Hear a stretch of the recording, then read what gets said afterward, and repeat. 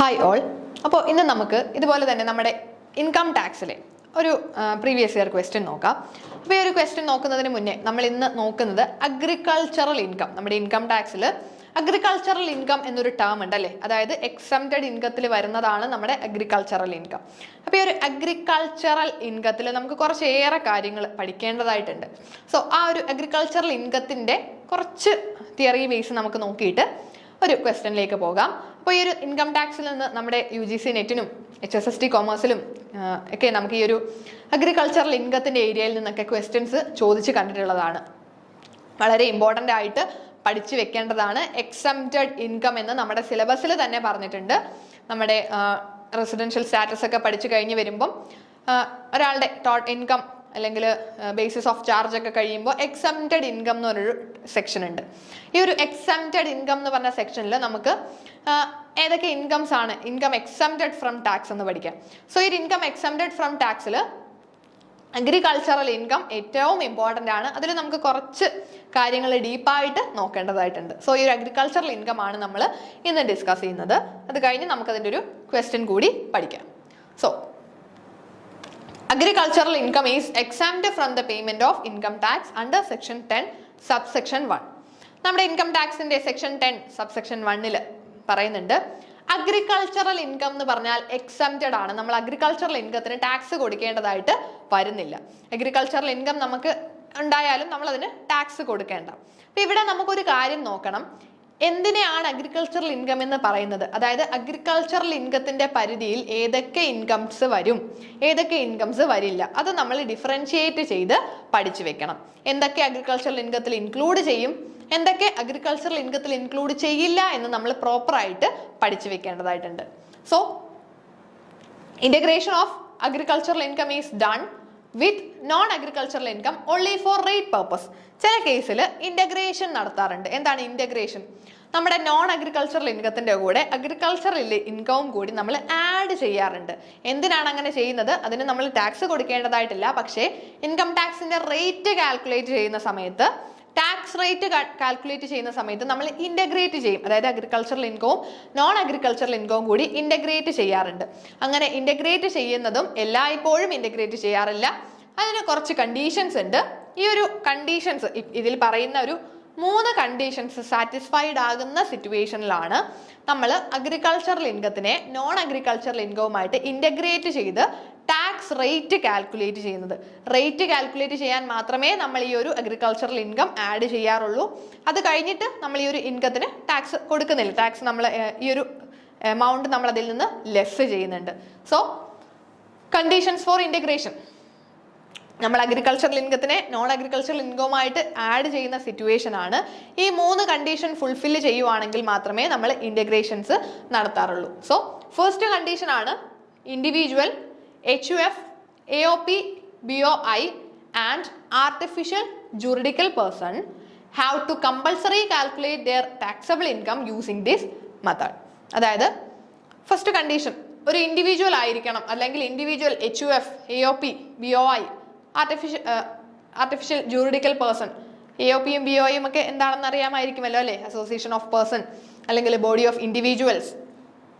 ഇവരെല്ലാവരും ഈ ഒരു ഇന്റഗ്രേഷനിൽ കൂടി പ്രോപ്പറായിട്ട് ഇന്റഗ്രേഷൻ നടത്തേണ്ടതായിട്ടുണ്ട്. അതായത് individual, AOP, BOI, HUF, artificial juridical person. ആ ഒരു അസസി എന്ന് പറയുന്നത് ഈ ഒരു കാറ്റഗറിയിലുള്ള ആരെങ്കിലും ആയിരിക്കണം. അതുപോലെ തന്നെ assessee has known agricultural income exceeding the maximum amount of exemption. ആ ഒരു അസസിയുടെ നോൺ അഗ്രികൾച്ചറൽ ഇൻകം എന്ന് പറയുന്നത് അയാളുടെ മാക്സിമം എക്സംഷൻ ലിമിറ്റിനെ എക്സീഡ് ചെയ്യണം. എക്സംഷൻ ലിമിറ്റ് എന്ന് പറഞ്ഞാൽ നമ്മുടെ ഇൻകം ടാക്സിന്റെ സ്ലാബ് റേറ്റുകൾ ഉണ്ട്. ഇൻകം ടാക്സിന്റെ സ്ലാബ് നോക്കിയിട്ട് ആ ഒരു അസസിക്ക് എത്ര വരെ എക്സംപ്റ്റഡ് ആണ് എന്ന് നമ്മൾ നോക്കും. നോർമൽ കേസിൽ നമ്മൾ പറയുന്നത് 2,50,000, അതായത് നമ്മുടെ ഓൾഡ് ടാക്സ് റിജൈം അനുസരിച്ചാണെങ്കിൽ 2,50,000 വരെ എക്സംപ്റ്റഡ് ആണല്ലേ. 2,50,000 വരെ ടാക്സ് കൊടുക്കണ്ട. അപ്പോൾ ഈ ഒരു അസസിയുടെ ഇൻകം 2,50,000 വരെ എക്സംപ്റ്റഡ് ആണെങ്കിൽ അയാളുടെ നോൺ അഗ്രികൾച്ചറൽ ഇൻകം ഈ ഒരു എക്സംഷൻ ലിമിറ്റിനെ കാട്ടി കൂടുതലായിരിക്കണം. അതായത് 2,50,000-ലും കൂടുതലായിരിക്കണം അയാളുടെ നോൺ അഗ്രികൾച്ചറൽ ഇൻകം എന്ന് പറയുന്നത്. മൂന്നാമത്തെ കണ്ടീഷൻ ആണ് net agricultural income of the assessee exceed 5,000. ആ ഒരു അസസിയുടെ അഗ്രികൾച്ചറൽ ഇൻകം എന്ന് പറയുന്നത് 5000 രൂപയെ കൂടണം, 5000 രൂപയിൽ എക്സീഡ് ചെയ്യണം. ആ ഒരു അസസിയുടെ അഗ്രികൾച്ചറൽ ഇൻകം 5000 രൂപയിൽ കൂടിയിരിക്കണം. ഈ 3 കണ്ടീഷൻസും സാറ്റിസ്ഫൈഡ് ആകുവാണെങ്കിലാണ് നമ്മൾ ഇന്റഗ്രേഷൻ നടത്താറുള്ളത്. ഇന്റഗ്രേഷൻ എന്ന് പറഞ്ഞാൽ നോൺ അഗ്രികൾച്ചറൽ ഇൻകവും അഗ്രികൾച്ചറൽ ഇൻകവും കൂടി ആഡ് ചെയ്തിട്ട് ടാക്സ് റേറ്റ് കണ്ടുപിടിക്കും. പിന്നീട് ഈ ഒരു അഗ്രികൾച്ചറൽ ഇൻകം നമ്മൾ ലെസ് ചെയ്ത് മാറ്റുകയും ആ ഒരു ടാക്സ് നമ്മൾ ലെസ് ചെയ്ത് മാറ്റുകയും ചെയ്യും.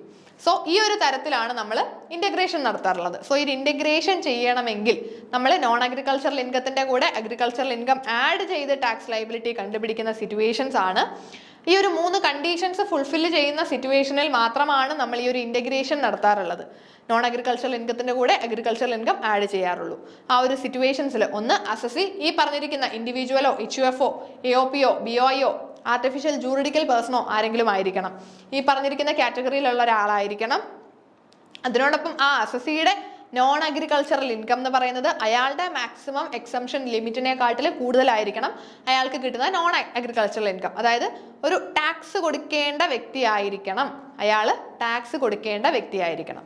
ഇപ്പോൾ നമുക്കറിയാം നമ്മളുടെ ടാക്സ് എക്സംഷൻ നോക്കിയാൽ നമ്മൾ പറഞ്ഞു 2,50,000 വരെ ടാക്സ് കൊടുക്കണ്ട. ഇനി 115 BAC അതായത് നമ്മുടെ ന്യൂ ടാക്സ് റിജീം ആണെങ്കിൽ 3 ലക്ഷം വരെ എക്സംപ്റ്റഡ് ആണ്. അങ്ങനെയാണെങ്കിൽ 3 ലക്ഷത്തിനകത്താണ് അയാളുടെ നോൺ അഗ്രികൾച്ചറൽ ഇൻകം എങ്കിൽ അവിടെ ഇന്റഗ്രേഷൻ നടത്തേണ്ട ആവശ്യമില്ല. കാരണം അയാളുടെ എത്രയാണോ അയാൾക്ക് കിട്ടുന്ന മാക്സിമം എക്സംഷൻ ലിമിറ്റ് അതിനെക്കാട്ടിലും കൂടണം അല്ലേ, മാക്സിമം എക്സംഷൻ ലിമിറ്റിനെക്കാട്ടിലും കൂടുതലായിരിക്കണം അവരുടെ നോൺ അഗ്രികൾച്ചറൽ ഇൻകം. മൂന്നാമത്തെ കണ്ടീഷൻ പറയുന്നതാണ് net agricultural income of the assessee exceeds 5,000.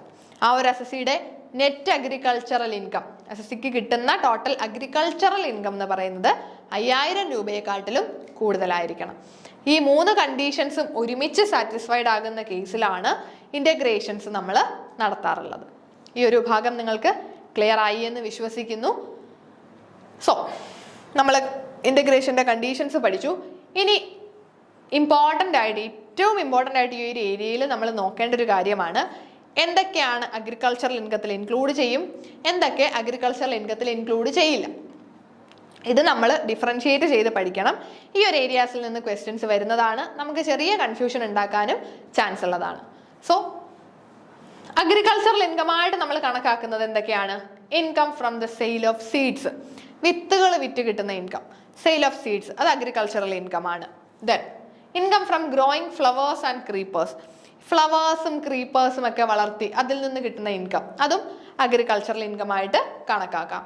Income from growing bamboo grow ചെയ്ത് നമ്മൾ വിൽക്കാറുണ്ടല്ലേ, അതിൽ നിന്ന് കിട്ടുന്ന ഇൻകം എന്താണ്? അഗ്രികൾച്ചറൽ ഇൻകം ആയിട്ട് കണക്കാക്കാനായിട്ട് പറ്റും. Then income from sale of replanted trees, ഈ റീപ്ലാന്റ് ചെയ്യാൻ പറ്റുന്ന ട്രീസ് നമ്മൾ വിൽക്കാറുണ്ട്, അതിൽ നിന്ന് കിട്ടുന്ന ഇൻകം അതും നമുക്ക് എന്ത് ചെയ്യാം? അഗ്രികൾച്ചറൽ ഇൻകം ആയിട്ട് തന്നെ കണക്കാക്കാം. Then rent received for agricultural land, agricultural ലാൻഡിന് കിട്ടുന്ന റെന്റ് അത് നമുക്ക് എന്താ? അഗ്രികൾച്ചറൽ ഇൻകം ആയിട്ട് കണക്കാക്കാം. Then profit from a farm involve in agrarian activities, ഒരു അഗ്രേരിയൻ ആക്ടിവിറ്റീസിൽ എൻഗേജ് ചെയ്തിട്ടുള്ള ഒരു ഫേം, അതായത് ഒരു പാർട്ട്ണർഷിപ്പ് ഫേം ആണെന്നിരിക്കട്ടെ, ആ ഫേമിന്റെ പ്രോഫിറ്റ് അത് നമുക്ക് അഗ്രികൾച്ചറൽ ഇൻകം ആയിട്ട് കണക്കാക്കാം. അതായത് ഒരു പാർട്ട്ണർഷിപ്പ് ഒരു ഫേമിന്റെ ആ ഫേം അഗ്രേരിയൻ ആക്ടിവിറ്റീസിലാണ് എൻഗേജ് ചെയ്തിട്ടുള്ളത്, അഗ്രികൾച്ചറൽ ആക്ടിവിറ്റീസിൽ എൻഗേജ് ചെയ്തിട്ട് അവർക്ക് അതിൽ നിന്ന് കിട്ടുന്ന പ്രോഫിറ്റ് അതിനെ നമുക്ക് എന്താ? അഗ്രികൾച്ചറൽ ഇൻകം ആയിട്ട് തന്നെ കണക്കാക്കാം. Then interest on capital received from a firm engaged in agricultural activities, അതുപോലെ തന്നെ അഗ്രികൾച്ചറൽ ആക്ടിവിറ്റീസിൽ എൻഗേജ് ചെയ്തിരിക്കുന്ന ഫേംസിൻ്റെ അവർക്ക് എന്തെങ്കിലും ഇൻട്രസ്റ്റ് ഓൺ ക്യാപിറ്റൽ, അവർ കോൺട്രിബ്യൂട്ട് ചെയ്ത ക്യാപിറ്റലിന് കിട്ടുന്ന ഇൻട്രസ്റ്റ് അതും നമുക്ക് അഗ്രികൾച്ചറൽ ഇൻകം ആയിട്ട് തന്നെ കണക്കാക്കാനായിട്ട് പറ്റും. സോ ഇത്രയും കാര്യവും നമ്മുടെ അഗ്രികൾച്ചറൽ ഇൻകത്തിന്റെ പരിധിയിൽ വരുന്നതാണ്. ഇത് മാത്രമല്ല നമ്മുടെ ഇൻകം ടാക്സിന്റെ ആ ഒരു ലോയിൽ നിന്ന് പറയുവാണെങ്കിൽ ഒരുപാട് കാര്യങ്ങൾ ഇൻക്ലൂഡ് ചെയ്യുന്നുണ്ട്. ബേസിക് ആയിട്ട് നിങ്ങൾ കുറച്ച് കാര്യങ്ങളെങ്കിലും അറിഞ്ഞിരിക്കുക. അപ്പോൾ അഗ്രികൾച്ചറൽ ഇൻകത്തിൽ ഇൻക്ലൂഡ് ചെയ്യുന്നതാണ് income from sale of seeds, income from growing flowers and creepers, income from growing bamboo, income from the sale of replanted trees, rent received for agricultural land, profit from a farm involved in agrarian activities, interest on capital received from a farm engaged in agricultural activities. അങ്ങനെയാണെങ്കിൽ എന്തൊക്കെയാണ് agricultural income അല്ലാത്തത്? Agricultural ഇൻകത്തിന്റെ പരിധിയിൽ വരാത്തത് എന്തൊക്കെയാണെന്നാണ് നമ്മൾ next നോക്കുന്നത്. So first one ആണ് income from poultry and dairy farming. ഈ പോൾട്രി ഫാമിംഗ് ഉണ്ടല്ലേ, ഈ കോഴികളുടെ, അതുപോലെ തന്നെ ഡെയറി ഫാമിംഗ്, പശുക്കൾ, പശു പരിപാലനം, ഇതുപോലെയുള്ള പോൾട്രി ഡെയറി ഫാമിങ്ങിൽ നിന്ന് കിട്ടുന്ന ഇൻകം അഗ്രികൾച്ചറൽ ഇൻകം ആയിട്ട് കണക്കാക്കത്തില്ല. നമ്മുടെ ഇൻകം ടാക്സിന്റെ പർപ്പസിൽ അഗ്രികൾച്ചറൽ ഇൻകം ആയിട്ട് കണക്കാക്കില്ല. ദെൻ ഇൻകം ഫ്രം ബീ ഹൈവിംഗ്, തേനീച്ച, തേൻ ഉൽപാദനം ഉണ്ടല്ലേ, സോ ഈ ഒരു ബീ ഹൈവിങ്ങിൽ നിന്ന് കിട്ടുന്ന ഇൻകം അതും അഗ്രികൾച്ചറൽ ഇൻകം ആയിട്ട് കണക്കാക്കില്ല. ദെൻ ഇൻകം ഫ്രം ഫിഷറീസ്, ഫിഷറീസും നമുക്ക് അഗ്രികൾച്ചറൽ ഇൻകത്തിന്റെ പരിധിയിൽ വരില്ല. Then income from cutting and selling timber, timber തടി, ഈ ഒരു തടി വെട്ടി വിൽക്കുക, ടിമ്പർ അല്ലെങ്കിൽ ട്രീസ് നമ്മൾ ഈ ഒരു തടിക്ക് വേണ്ടിയിട്ട് യൂസ് ചെയ്യുന്നതും അങ്ങനെ വെട്ടി വിൽക്കുന്നതൊന്നും അഗ്രികൾച്ചറൽ ഇൻകത്തിൽ വരില്ല. Receipts from TV serial shooting in A farm house. ഇപ്പം നമുക്കൊരു ഫാം ഹൗസ് ഉണ്ട്, ആ ഒരു ഫാം ഹൗസിൽ ഒരു TV സീരിയൽ ഷൂട്ടിംഗ് നടക്കുകയാണ്. അങ്ങനെയാണെങ്കിൽ ആ ഷൂട്ട് ചെയ്യുന്നതിന് അവർ നമുക്കൊരു എമൗണ്ട് തരും, ആ ഒരു റെന്റ് അല്ലെ, ഒരു ഇൻകം തരും. ആ ഒരു TV സീരിയൽ ഷൂട്ടിങ്ങിൽ നിന്ന് കിട്ടുന്ന ആ ഒരു ഇൻകം എന്ന് പറയുന്നത് അഗ്രികൾച്ചറൽ ഇൻകത്തിൽ വരില്ല. Then income from agricultural land held as stock, agricultural land stock ആയിട്ട് വെച്ചിട്ട് വിൽക്കുകയാണ് ആളുകൾ. അതായത് അഗ്രികൾച്ചറൽ ലാൻഡിൽ ബിസിനസ് നടത്തുന്നതാണ് അവരുടെ മെയിൻ ബിസിനസ്. അതായത് ഈ ഒരു സ്റ്റോക്ക് എന്ന് പറയുന്നത് അഗ്രികൾച്ചറൽ ലാൻഡ് ആണ്. നമുക്കറിയാം ഒരുപാട് ബ്രോക്കേഴ്സ് ഉണ്ട്, ഈ ഒരു കൃഷിയിടങ്ങൾ വിൽപ്പനയ്ക്കൊക്കെ വേണ്ടിയിട്ട് നടക്കുന്ന ആളുകളുണ്ട്. സോ അവരുടെ സ്റ്റോക്ക് എന്ന് പറഞ്ഞാൽ അഗ്രികൾച്ചറൽ ലാൻഡ് ആണ്. ഈ ഒരു ലാൻഡ് വില കുറഞ്ഞ വിലയിൽ വാങ്ങി കൂടിയ വിലയിൽ മറിച്ച് വിൽക്കുക, അതായിരിക്കും അവരുടെ ജോലി. അപ്പോൾ അവരുടെ അഗ്രികൾച്ചറൽ ലാൻഡ് അവിടെ സ്റ്റോക്കായിട്ട് വെച്ചിട്ടാണ് അങ്ങനെയാണ് ബിസിനസ് നടത്തുന്നതെങ്കിൽ അതിൽ നിന്ന് കിട്ടുന്ന ആ ഒരു ഇൻകം അഗ്രികൾച്ചറൽ ഇൻകം ആയിട്ട് കണക്കാക്കില്ല. അഗ്രികൾച്ചറൽ ലാൻഡ് നമ്മൾ അങ്ങനെ വെച്ചിട്ട് മറ്റൊരാൾക്ക് വിറ്റ് നമുക്കൊരു ലാഭം കിട്ടി, അത് അഗ്രികൾച്ചറൽ ഇൻകം ആയിട്ട് കണക്കാക്കില്ല. Then dividend paid from A farms agricultural income, ഒരു ഫാമിന്റെ അഗ്രികൾച്ചറൽ ഇൻകത്തിൽ നിന്ന് ഡിവിഡൻഡ് കൊടുക്കുന്നത് അല്ലേ, ഒരു ഡിവിഡൻഡുകൾ കൊടുക്കാം, ഫാമിന്റെ അഗ്രികൾച്ചറൽ ഇൻകത്തിൽ നിന്ന് ഡിവിഡൻഡുകൾ കൊടുക്കാം. ഈ ഒരു ഡിവിഡൻഡ് ഒന്നും നമുക്ക് അഗ്രികൾച്ചറൽ ഇൻകം ആയിട്ട് കണക്കാക്കാനായിട്ട് പറ്റില്ല. സോ ഏതൊക്കെയാണ് അഗ്രികൾച്ചറൽ ഇൻകത്തിൽ വരുന്നത്, ഏതൊക്കെയാണ് വരാത്തതെന്ന് നമ്മൾ കൃത്യമായിട്ട് പഠിച്ചു വെക്കേണ്ടതുണ്ട്. സോ ഈ കാര്യങ്ങൾ പഠിക്കുന്നതിനോടൊപ്പം തന്നെ ഒരു കാര്യവും കൂടി നമ്മൾ ശ്രദ്ധിക്കണം. ചില കേസിൽ ചില കാര്യങ്ങളെ partly agricultural income, partly non agricultural income എന്ന് പറയാറുണ്ട്. ആ ഒരു ഇൻകത്തിന്റെ കുറച്ച് അഗ്രികൾച്ചറലായിട്ടും കുറച്ച് നോൺ അഗ്രികൾച്ചറലായിട്ടും കണക്കാക്കും. അപ്പോൾ അങ്ങനെ കണക്കാക്കുന്ന സിറ്റുവേഷൻസ് പഠിക്കണം. അതിൻ്റെ ആ ഒരു റേഷ്യോ ഉണ്ട്, അതായത് എത്ര പെർസെൻറ്റേജ് ആണ് അഗ്രികൾച്ചറൽ ഇൻകം, എത്രയാണ് നോൺ അഗ്രികൾച്ചറൽ ഇൻകം എന്ന് നമ്മൾ പ്രോപ്പറായിട്ട് മനസ്സിലാക്കി വെച്ചിരിക്കണം. അത് എക്സാമിന് ചോദിച്ചു കണ്ടിട്ടുള്ളതാണ്. സോ ഫസ്റ്റ് വൺ ആണ് growing and manufacture of tea, തേയില അല്ലേ, ടീ ഗ്രോയിങ് ആൻഡ് മാനുഫാക്ചറിങ്. നമ്മളുടെ rule 8 growing and manufacturing of tea പറയുന്നത്. അങ്ങനെയാണെങ്കിൽ ഈ ഒരു ഗ്രോയിങ് ആൻഡ് മാനുഫാക്ചറിങ് ഓഫ് ടീയിൽ നമുക്ക് കിട്ടുന്ന ഇൻകത്തിന്റെ 60% അഗ്രികൾച്ചറൽ ഇൻകം ആയിട്ട് കണക്കാക്കാം. അതിന് നമ്മൾ ടാക്സ് കൊടുക്കേണ്ട, എക്സംപ്റ്റഡ് ആണ്. ബാക്കി 40% നോൺ അഗ്രികൾച്ചറൽ ഇൻകം ആയിട്ടാണ് കണക്കാക്കുന്നത്. അതുകൊണ്ട് തന്നെ ആ 40%ന് നമ്മൾ ടാക്സ് കൊടുക്കേണ്ടതായിട്ട് വരും. സോ ഇവിടെ ഈ partly agricultural income, partly non agricultural income എന്ന് പറയാൻ കാരണം കുറച്ച് നമുക്ക് അതിൽ എക്സംഷൻ കിട്ടും, പക്ഷേ ബാലൻസ് എമൗണ്ട് നമ്മൾ ടോട്ടൽ ഇൻകത്തിന്റെ കൂടെ ആഡ് ചെയ്യണം. ഇപ്പോൾ നമുക്ക് സിമ്പിളായിട്ട് നോക്കാം. ഒരു ടീ മാനുഫാക്ചറിങ്, അതിൽ നിന്ന് നമുക്കൊരു 50,000 അല്ലെങ്കിൽ നമുക്ക് പറയാം ഒരു 1 lakh, ഒരു 1 lakh rupees കിട്ടി. ഓക്കെ, 1 lakh rupees കിട്ടി. 1 lakh rupees കിട്ടിയെങ്കിൽ ഈ ഒരു ഗ്രോയിങ് ആൻഡ് മാനുഫാക്ചറിങ് ഓഫ് ടീയിൽ നിന്ന് നമുക്ക് കിട്ടിയ 1 lakh, ആ ഒരു 1 lakhും നമുക്ക് അഗ്രികൾച്ചറൽ ഇൻകം ആയിട്ട് എടുക്കാൻ പറ്റില്ല. അത് പാർട്ട്ലി അഗ്രികൾച്ചറൽ ഇൻകം ആണ് അല്ലേ. അപ്പോൾ അതിൻ്റെ ഒരു 60% എന്ന് പറഞ്ഞാൽ 1 lakhന്റെ 60% എത്ര വരും? 60,000 വരും അല്ലേ. 60,000 അവിടെ അഗ്രികൾച്ചറൽ ഇൻകം ആയിരിക്കും. ബാക്കി 40% അതായത് 40,000 അവിടെ നോൺ അഗ്രികൾച്ചറൽ ഇൻകം ആയിട്ടും കണക്കാക്കും. അപ്പോൾ ഇതിൽ ഈ 60,000ന് ടാക്സ് കൊടുക്കണ്ട, പക്ഷേ ഈ 40,000 നമ്മളുടെ ബാക്കി ടാക്സിന്റെ കൂടെ ബാക്കി ഇൻകത്തിന്റെ കൂടെ നോൺ അഗ്രികൾച്ചറൽ ഇൻകത്തിന്റെ കൂടെ ആഡ് ചെയ്തിട്ട് ഈ ഒരു എമൗണ്ടിന് നമ്മൾ ടാക്സ് കൊടുക്കേണ്ടതായിട്ട് വരും. ഓക്കെ. സോ നെക്സ്റ്റ് വൺ ആണ് റബ്ബർ മാനുഫാക്ചറിങ് ബിസിനസ്. അതും നമുക്ക് ഈ ഒരു പാർട്ട്ലി അഗ്രികൾച്ചറൽ ഇൻകത്തിൽ വരുന്നതാണ്. റൂൾ 7A റബ്ബർ മാനുഫാക്ചറിങ് വരുന്നത്. ആ ഒരു റബ്ബർ മാനുഫാക്ചറിങ് ആണെങ്കിൽ 65% അഗ്രികൾച്ചറൽ ഇൻകവും 35% നോൺ അഗ്രികൾച്ചറൽ ഇൻകവുമായിട്ടാണ് വരുന്നത്. Then coffee grown and cured by seller.